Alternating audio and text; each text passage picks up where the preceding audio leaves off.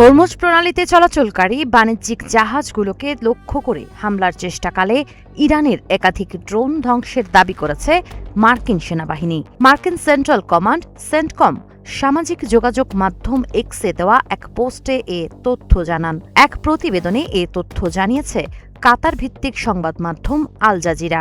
সামরিক বাহিনী জানিয়েছে, ইরান হরমুজ প্রণালী দিয়ে চলাচলকারী বাণিজ্যিক জাহাজগুলোকে লক্ষ্য করে কয়েক ঘণ্টা ধরে একাধিক একমুখী বা ওয়ান ওয়ে হামলাকারী ড্রোন পাঠিয়েছিল। পোস্টে আরও বলা হয়েছে, মার্কিন বাহিনী সাম্প্রতিক ঘণ্টাগুলোতে এসব ড্রোনের সবকটি ভূপাতিত করেছে, ফলে হরমুজ প্রণালী দিয়ে জাহাজ চলাচল স্বাভাবিক রয়েছে। সেন্টকম আরও বলেছে, আন্তর্জাতিক বাণিজ্যের জন্য গুরুত্বপূর্ণ এই নৌপথটি এখনও উন্মুক্ত রয়েছে এবং জাহাজ চলাচলে কোনো বাধা সৃষ্টি হয়নি।